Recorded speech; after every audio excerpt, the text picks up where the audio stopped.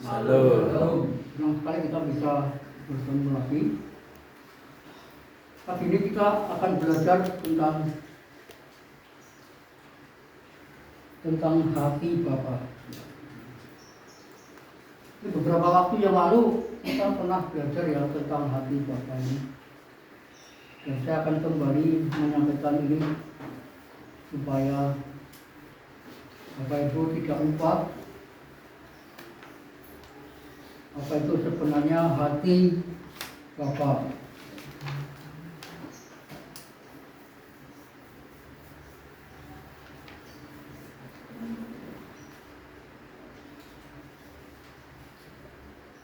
Banyak sekali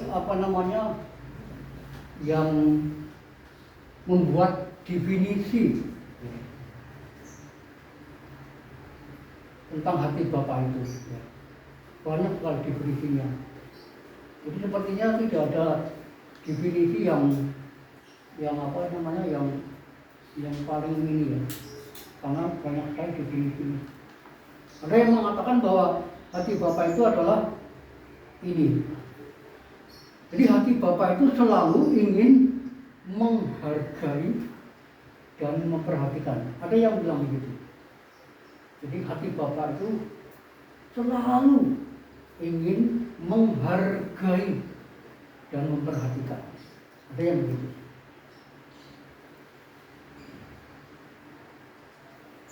Lalu ada juga yang memiliki pandangan atau definisi bahwa hati Bapa itu adalah kasih.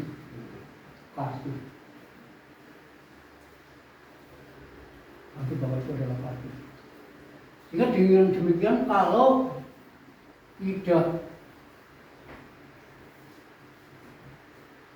mengenal isi hati Bapa, kalau tidak tahu hati Bapa,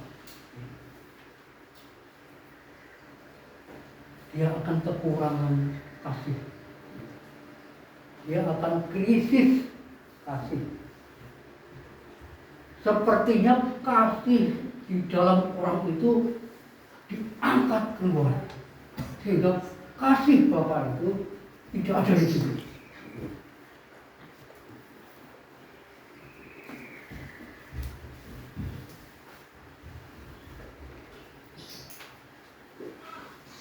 Bapak Ibu, ada juga yang mengatakan bahwa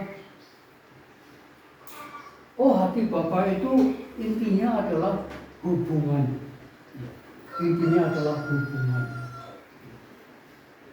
kira tiga-tiganya ini saling berhubungan, saling terkait, dan tiga-tiganya betul.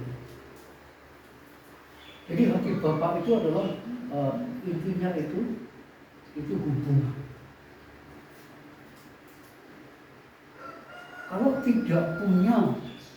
Kalau tidak tahu hati Bapa, tidak kenal hati Bapa, itu artinya tidak punya hubungan dengan hati Bapa. Bapak Ibu yang dikasihi oleh Tuhan Yesus, betapa pentingnya untuk mengenal dan mengalami hati Bapa itu dalam perjalanan iman kita, dalam perjalanan hidup kita sebagai orang Kristen ini. Maka kita perlu belajar.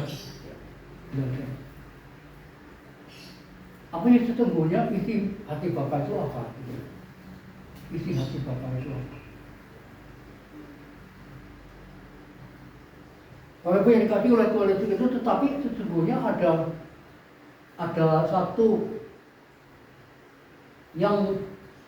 satu faktor yang bisa menghalangi seseorang itu mengalami, mengenal dan tahu isi hati Bapa. Itu ada faktor ya, yang bisa menghalangi dia. Jadi sulit berhubungan dengan Bapa, sulit mengalami Bapa, sulit mengalami kasih Bapa, dan tidak punya pengalaman di dalam hidup ini bersama dengan Tuhan. Seperti Yesus ini berkata kepada para muridnya dalam Matius pasal 16 ayat 24. Yesus berkata kepada murid-muridnya, barang siapa mau mengikut aku, ia harus menyangkal diri, memikul salibnya, dan baru mengikut Yesus. Nah itu pengalaman hidup, pengalaman di dalam kekristenan kita. Jadi kalau di dalam hidup kekristenan kita itu kita tidak mengalami, tidak punya pengalaman dengan Bapa secara pribadi, itu kita sedang mengalami krisis. Seperti dalam 2 Injil Lukas pasal 15. Itu ayat 11 sampai ayat 32 di sini katakan bagaimana gambaran seorang bapak. Itu kita melihat di situ.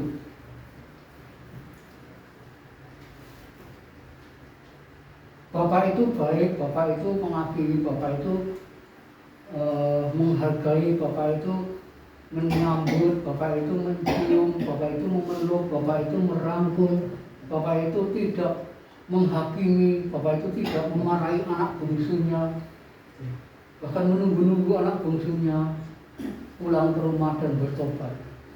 Itu bapak yang itu gambaran bapak. Dan gambaran bapak di surga itu pun juga, kalau kita melihat kan anak bungsunya minta warisan, minta warisan, karena bapaknya masih hidup. Jadi kan tidak boleh sebenarnya. Tetapi akhirnya bapak itu memberikan warisannya dan kemudian digunakan untuk berfoya-foya oleh anaknya. Nah sepertinya bapak ini kelihatannya kurang bijak ya, karena memberikan. Justru itu kemurahan Tuhan. Justru itu kemurahan Bapa. Bapa memberikan warisannya kepada anaknya, lalu uangnya dihabiskan, lalu anaknya mengalami pengalaman yang pahit. Lalu kemudian Bapa menunggu anaknya kembali. Setelah anaknya dalam kondisi yang sulit, miskin, lapar, gak punya apa-apa, mau buat makan aja gak ada, baru anaknya itu sadar dan dia pulang ke rumahnya Bapak.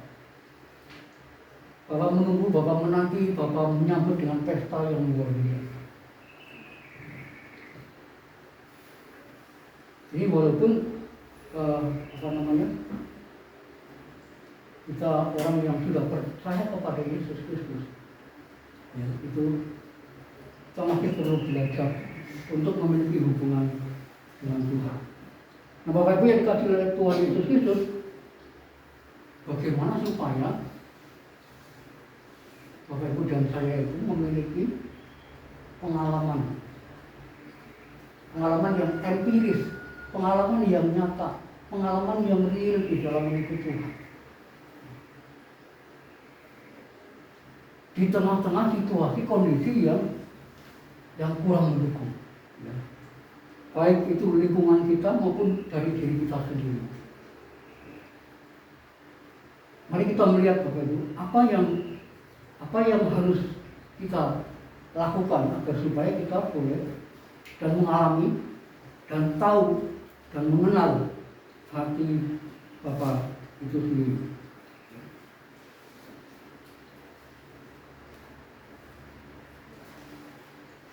Mari kita melihat 2 ayat terlebih dahulu, yaitu dalam mungkin bisa dibacakan kitab Peratapan pasal 5 ayat 7, lalu kitab Mazmur pasal 103 ayat 13. Mungkin 2 orang ya. Peratapan pasal 5 ayat 7 dan Mazmur pasal 103 ayat 13.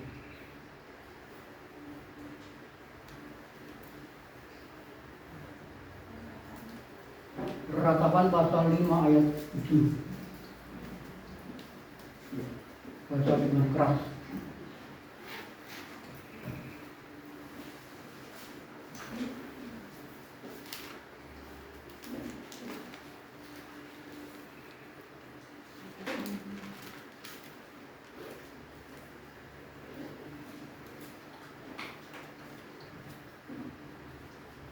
Silakan dibaca Ratapan pasal 5 ayat 7.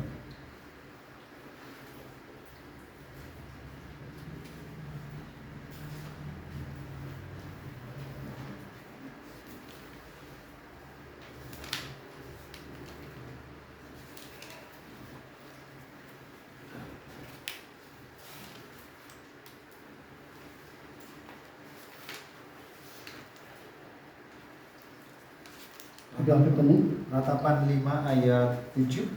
Demikian firman Tuhan. Bapak-bapak, kami berbuat dosa. Mereka tak ada lagi, dan kami yang menanggung kedurjanan mereka. Iya. Bapak-bapak kami berbuat dosa. Terus Mazmur 103 ayat 13. Seperti Bapa sayang kepada anak-anaknya, demikianlah Tuhan sayang kepada orang-orang yang takut akan Dia. nah itu ada dua gambaran yang berbeda tentang Bapak itu. Yang dari kitab Ratapan itu menjelaskan bahwa anak-anak Bapak itu sendiri itu menanggung, mengalami luka, ya, mengalami luka hati atau luka batin dari ayah biologis. Bapak-bapak kami berdosa dan bapak-bapak kami sekarang sudah tidak ada.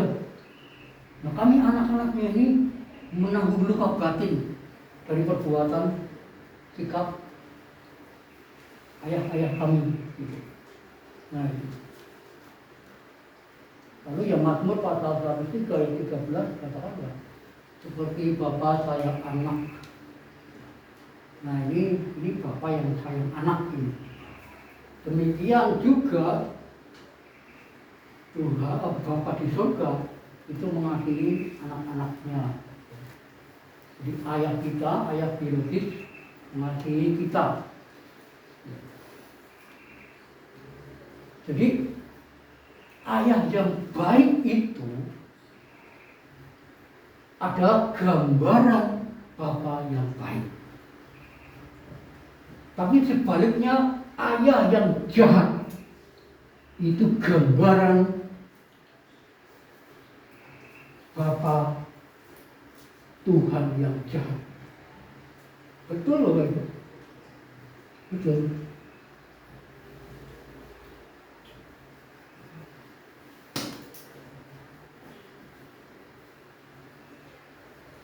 Bagaimana Bapak Ibu waktu kecil,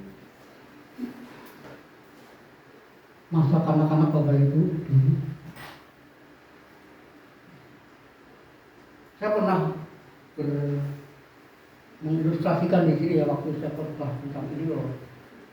Saya dulu dilupa dengan ayah saya, ayah biologis saya. Jadi dulu waktu saya SMP itu dapat ada PR dari sekolahan, lalu kemudian saya paling takut itu dengan pelajaran matematika. Itu saya paling takut. Jadi ketika saya ada PR dari sekolah, dari guru di rumah itu harus dikerjakan. Lalu kemudian saya itu nggak tahu ya, kok terhadap matematika itu, ya kalau itu 2 tambah 2 bisa ya. Tapi kalau matematika zaman itu ada macam-macam itu, ada aritmatika, ada geometri, ada apa seperti itu, aljabar seperti itu. Saya itu dan apa ya nggak tahu. Lalu kemudian ayah saya itu ada PR juga Pak, gitu. Ditanya gitu saya sudah gitu. Ayo kerjakan dengan Bapak, padahal bagus gitu. Maksud orang tua bagus.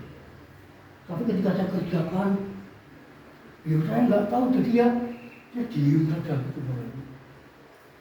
Gimana caranya ya? Lihat contohnya ada itu juga kita nggak bisa.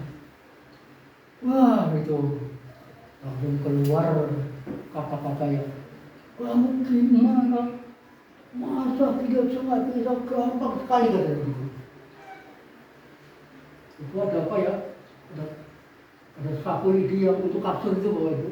Sebelah itu diambil sama bapak saya, cetar setiap kali nggak bisa cetar. Dan juga banyak lagi ya Bapak Ibu yang saya merasa saya masih ingat sampai sekarang ini ya, apa yang dilakukan kepada saya. Tapi karena saya sudah mengampuni, itu kuncinya di situ. Jadi saya sudah pulih gitu dari hal itu. Itu kuncinya mengampuni. Bapak Ibu, tadi dikatakan ratapan pasal 5 itu tidak bahagia. Anak-anak itu tidak bahagia karena perilaku orang tua. Anak-anak lupa batin. Nah, yang Mazmur pasal 103 ayat 3 ini termasuk anak-anak yang beruntung, anak-anak yang berbahagia. Bapak Ibu, lalu bagaimana untuk anak-anak yang terluka itu supaya dia itu mengalami kaki Bapak? Ada seorang pendeta dari gereja Abalov Jakarta, namanya pendeta ini namanya Pak Edileo. Pak Edileo ini gereja ini termasuk gereja yang pemulihannya bagus. Lalu dia penginjilan kepada seorang pemuda. Dia datang mencari pemuda, jadi injil. Mas, Bapak Surgawi mengasihi kamu ya. Tuhan Yesus Bapak Surgawi mengasihi kamu. Apa respon pemuda itu Bapak Ibu?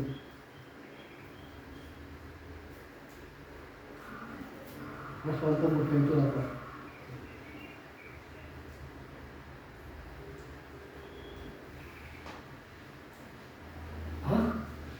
Bapak Surgawi mengasihi aku.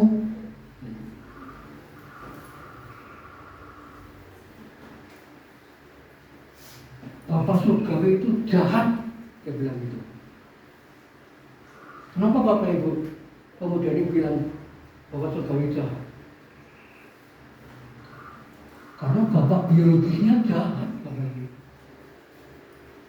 Bahkan selanjutnya pemuda ini berkata, aku akan bunuh bapak itu, Bapak Surgawi. Tuhan itu ngeri gak Bapak Ibu? Sampai membunuh bapak di surga. Karena bapak biologisnya itu jahat. Dengan kata lain sebenarnya anak pemuda ini mau membunuh bapaknya, bapak biologisnya. Ya, jadi wah ini luar biasa. Ini menghalangi seseorang tahu isi Bapak, menghalangi seseorang kenal hati Bapak secara pribadi. Sangat menghalangi. Bahkan pertumbuhan iman pemuda ini tidak bertumbuh. Karena dia berkata bahwa Bapak di surga itu adalah penjahat. Apakah itu iman yang bertumbuh? Enggak.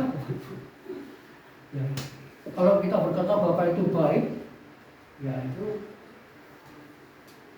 orang yang sedang bertumbuh.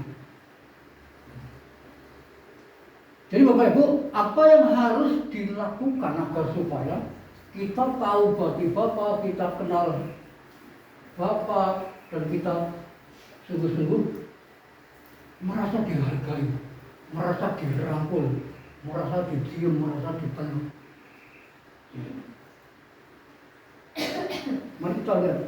Yang pertama adalah kita harus membuang pola pikir. Kita harus membuang pola pikir. Nah, ini pola pikir itu tadi Bapak Ibu, kita mengatakan kayak pemuda tadi mengatakan Bapak itu jahat, sama Tuhan itu jahat. Nah, pola pikir ini yang harus diubah. Gitu. Pola pikir ini yang harus diubah. Harus diubah. Harus diservis. Ya. Pikirannya itu harus diubah. Demikian rupa agar supaya dia itu punya penilaian yang sejujur-jujurnya bahwa ayah biologis saya itu baik. Kebanyakan kan kita ditanya, bapakmu gimana? Oh, bapak saya baik. Oh, bapak saya baik. Nah, itu sih ya mungkin jujur, tapi sesungguhnya berbeda dengan Bapak di surga. Bapak di surga itu sungguh-sungguh luar biasa, lebih daripada Bapak biologis. Bapak, jadi pola pikir itu harus dirubah.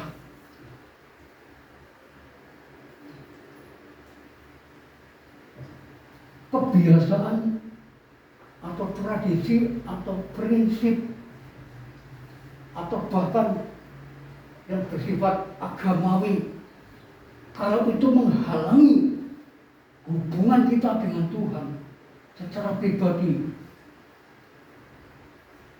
menghalangi kita memiliki pengalaman secara nyata dengan Tuhan, itu harus diubah. Ibu, kita di sini kalau makan pakai tangan kanan ya, nulis pakai tangan kanan. Jadi semua pakai tangan kanan lah, istilahnya kita yang ini. Tangan kiri ya ini yang fungsinya ya untuk yang lain. Kebanyakan.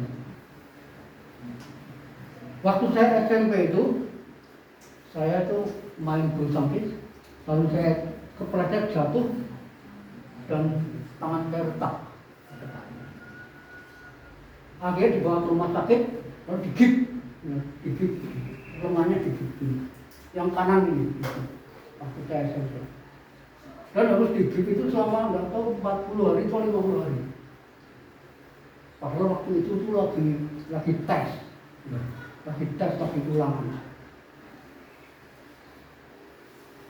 Kan saya nulisnya pakai tangan kanan, Bapak Ibu. Lalu tiba-tiba tangan ini saya nggak bisa untuk nulis karena digigit gitu ya, karena retak. Saya coba untuk nulis dengan tangan kiri. Aduh, susah sekali ya. Kenapa susah Bapak Ibu? Karena sudah biasa ini pakai tangan kanan terus. Ya kan? Menulis pakai tangan kiri nggak bisa, itu susah banget ya. Aduh.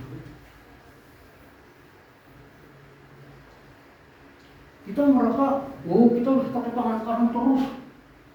Oh, pakai tangan kanan terus. Itu sudah terpola.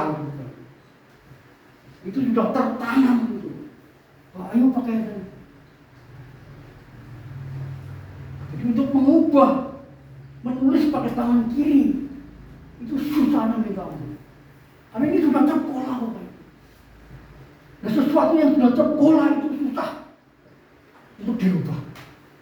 Nah, pagi ini firman Tuhan berkata, merubah pola pikir, walaupun susah,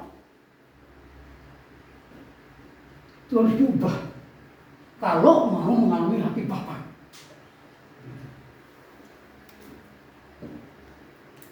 Termasuk di dalam kekristenan. Bapak Ibu, kekristenan di Indonesia kan ini kan berangkat dari Amerika kan.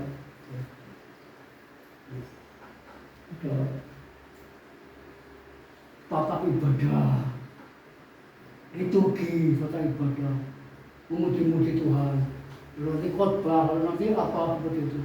Itu kan dari sana semua. Itu pola dari sana. Pola dari surga. Bagaimana? Pola ibadah di surga. Pola ibadah gereja-gereja di Indonesia ini itu buatan manusia. Agama di Indonesia itu buatan manusia. bukan buatan Tuhan.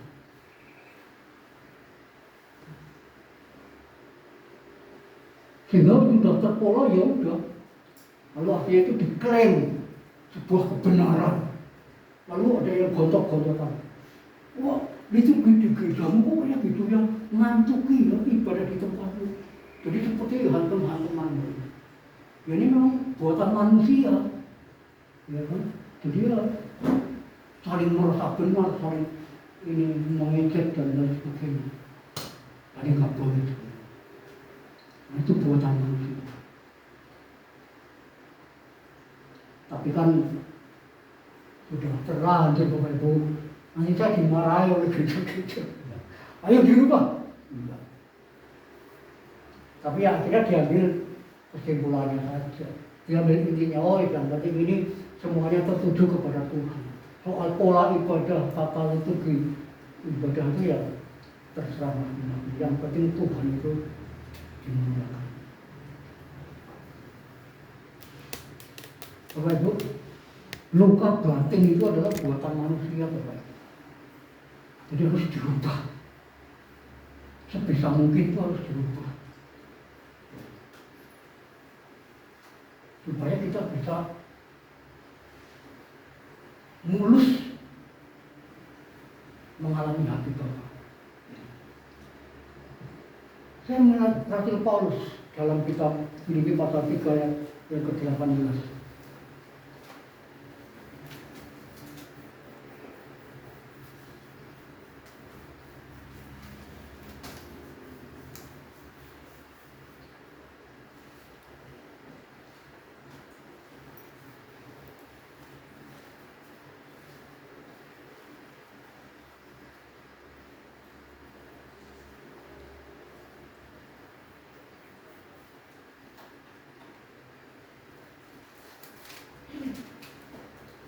Filipi pasal 3 ayat 8.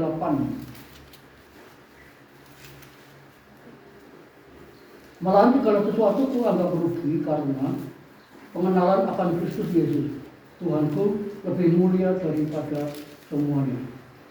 Oleh karena dialah aku telah melepaskan semuanya itu dan menganggapnya sampah supaya aku dapat memperoleh Kristus.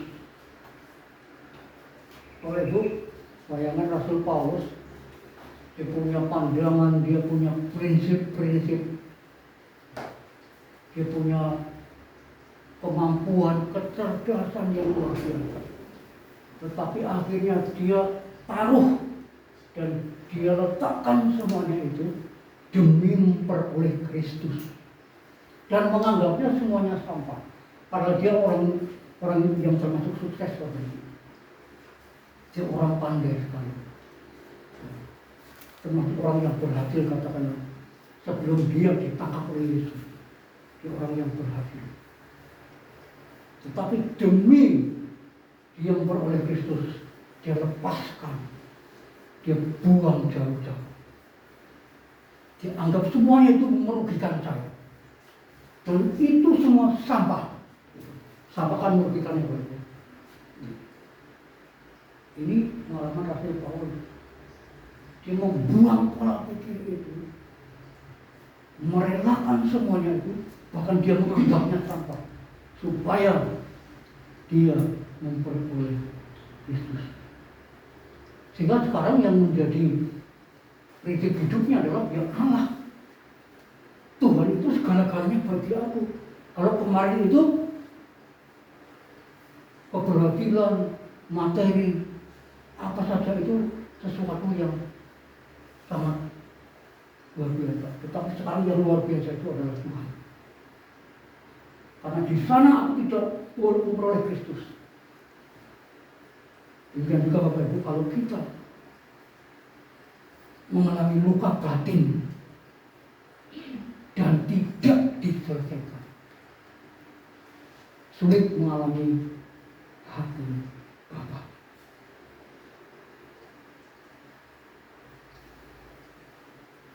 Bapak itu yang pertama ya, yaitu membuang pola pikir. Apa yang ada di pikiran kita ketika kita hatinya lupa. Itu yang harus dibongkar, itu yang harus dirubah. Ya memang sulit, tetapi itu harus dirubah kalau mau mengalami hati Bapa.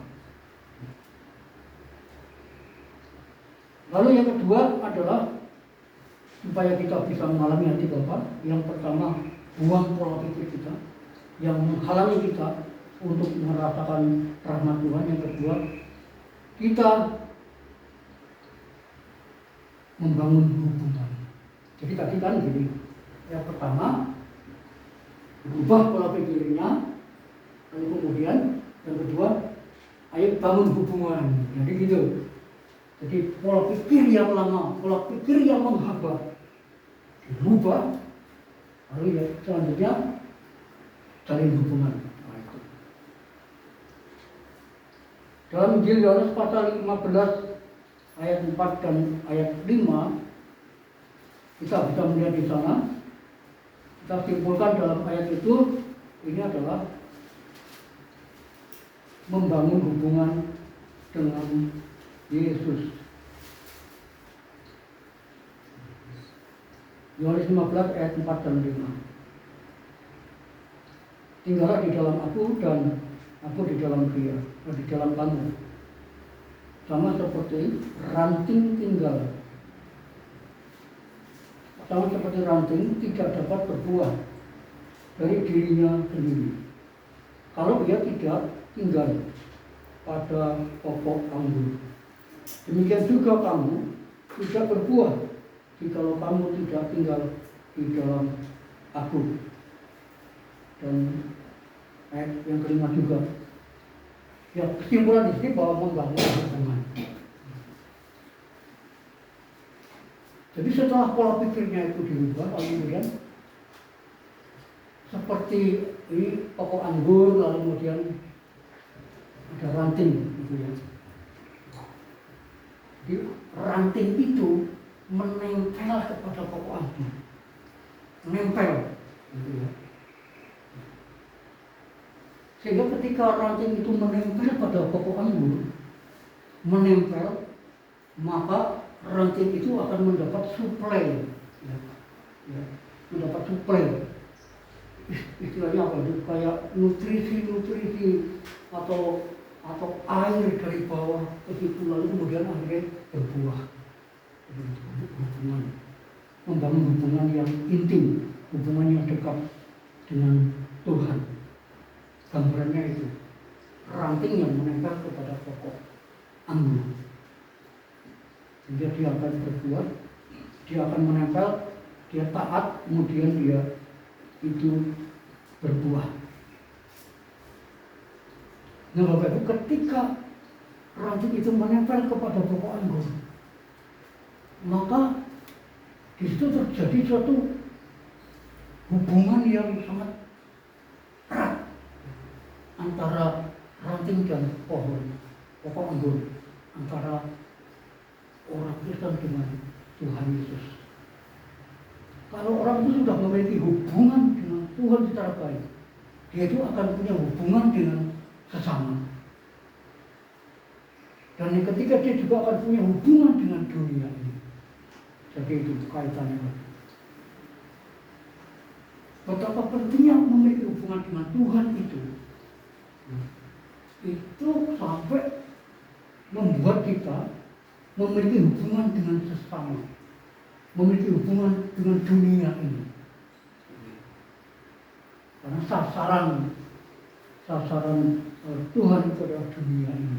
Orang-orang yang belum percaya supaya itu diselamatkan. Jadi yang pertama, buang pola pikir. Yang kedua, bangun hubungan. Jadi hubungannya sudah baik dengan Tuhan. Lalu sekarang yang ketiga. Yang ketiga adalah pulihkan hubungan saudara dengan ayah biologis. Jadi itu yang ketiga. Jadi bagaimana supaya kita bisa mengalami hati Bapa, bisa mengerti isi hati Bapa. Kita harus bisa punya pengalaman dalam hidup sebagai orang percaya itu secara nyata dan indah. Itu kita harus membuat pola pikir dan harus membangun hubungan dengan Tuhan tadi. Yang ketiga sekarang ini pulihkan hubungan. Nah Bapak Ibu, mengapa penting harus memulihkan hubungan antara kita dengan ayah kita? Seperti tadi saya sudah memulihkan hubungan saya dengan ayah saya. Itu sudah saya pulihkan.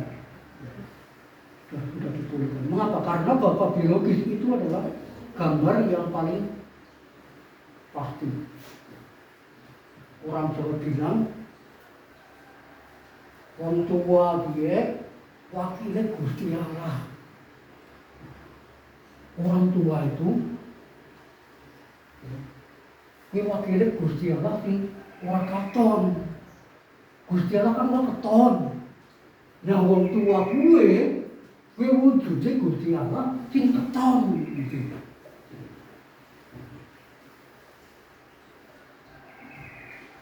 Ya tergantung, kalau orang tuanya itu baik, maka itu menjadi perwujudan Allah yang baik. Tetapi kalau orang tua itu tidak baik, itu akan menjadi perwujudan Tuhan yang tidak baik. Makanya itu harus dipulihkan.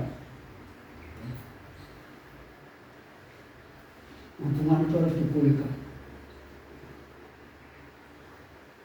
Bapak Ibu, ada satu memori-memori yang positif, juga memori-memori yang negatif. Ini mungkin di antara ini ada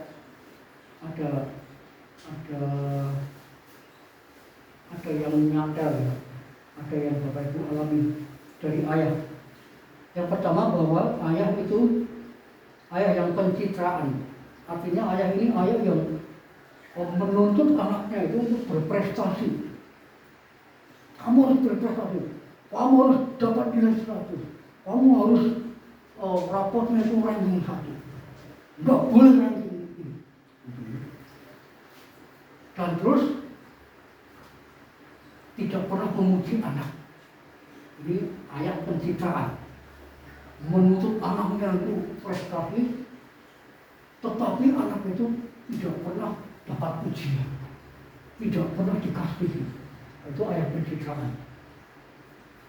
Ingin supaya orang lain itu melihat, wah, Pak Bejo anakmu luar biasa ya, gitu. Terus apa diisi bapaknya gitu. Itu kan pencitraan. Tapi anaknya menderita luar biasa. Kelihatannya di luar baik, tetapi kepada anaknya memuji saya tidak pernah. Itu yang pertama. Gambaran yang kedua adalah bapak yang pasif. Ya, yang ora berharap kalau anak lah. Tapi nggak siwai ya belum. Itu bapak yang pasif. Bapak yang tidak mau bergerak untuk keperluan anak-anaknya. Semuanya ibu terus yang urusin. Bapaknya itu tidur terus. Nah, yang ketiga, bapak yang otoriter. Bapak otoriter ini bapak yang suka menghukum. Anaknya telat pulang dihukum. Disuruh tidur siang nggak mau dihukum. Makan nggak dihabiskan dihukum. Yang mencintai dengan hukum ketimbang hukum kasih. Jadi itu otoriter. Lalu selanjutnya bapak yang belum dewasa di dalam kasih. Bapak yang belum dewasa di dalam kasih. Ini juga bapak yang tidak punya kasih, otomatis dia kurang peduli. Lalu yang terakhir, bapak yang baik. Bapak yang baik itu adalah memenuhi kebutuhan, membuat aturan-aturan di rumah, dan mengungkapkan kasih. Ada ayahnya bapak ibu dulu yang seperti itu. Jadi di sini jujur bapak ibu dah, jadi oh papa saya bagus kok bu, papa saya bagus pak. Itu kan secara umum, ya. Itu subjektif. Karena ada yang jahat, ada yang baik. Jadi ngomongnya udah papa saya baik. Ini objektif. Ya, objektif.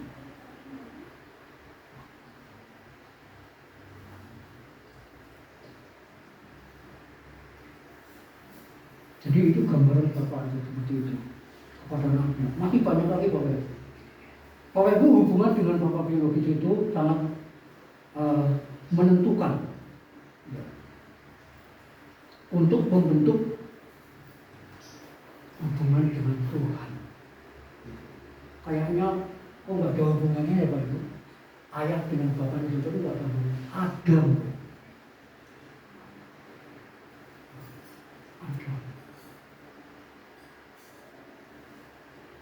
Itu gambaran yang sangat jelas.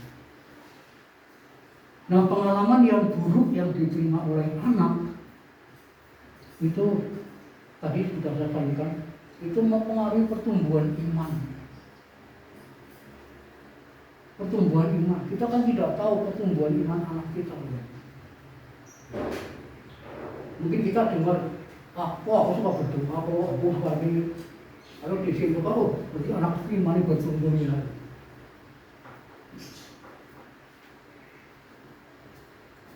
Iman bertumbuh itu apa Bu? Bapak Ibu, iman yang dewasa itu apa?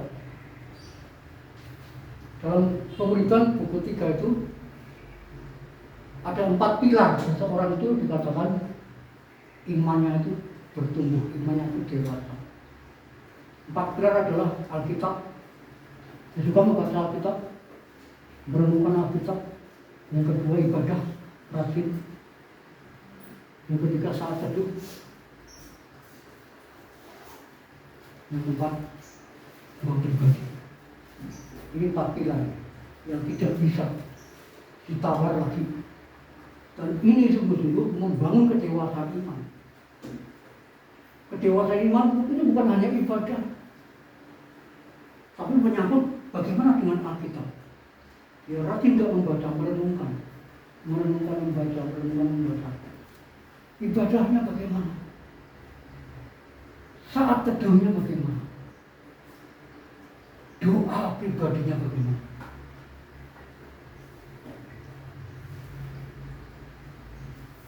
Itu kebanyakan orang itu Alkitab itu hanya pengetahuan saja. Dan itu tidak kurang bagus. Bahwa ibadah itu adalah pusat hidup orang percaya. Itu ibadah. Lalu saat teduh itu adalah merupakan suatu komando. Seperti Tuhan Yesus ketika Yesus akan pelayanan, dia saat teduh dulu dengan Tuhan, dengan Bapaknya. Dia berdoa saat teduh, memuji Tuhan, membaca firman Tuhan, dan dia menerima komando dari Tuhan. Lalu baru pelayanan keliling kota yang dilakukan Yesus. Itu saat teduh. Kalau berdoa pribadi itu kan komunikasi setiap hari setiap saat. Jadi itu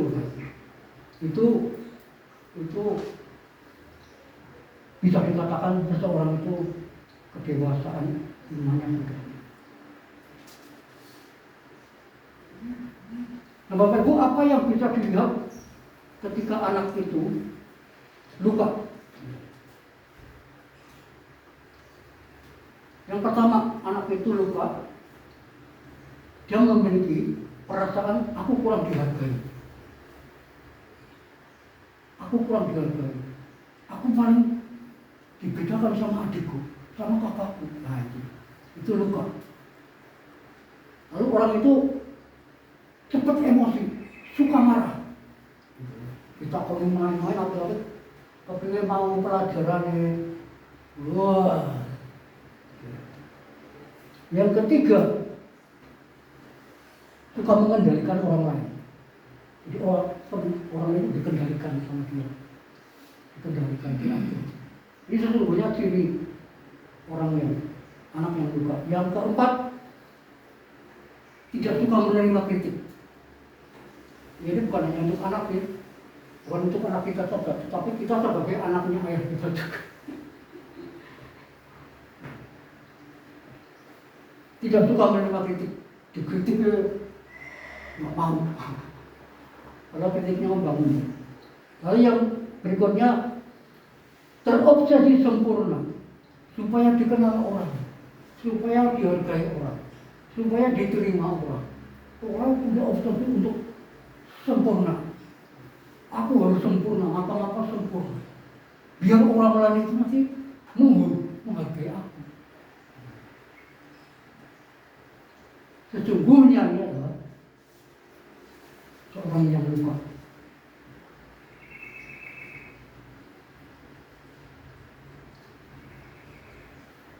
Dan ini bermasalah. Bapak dikasih oleh Tuhan Yesus Kristus. Jadi apa yang harus kita lakukan terhadap diri kita atau kepada orang yang berhubungan dengan kita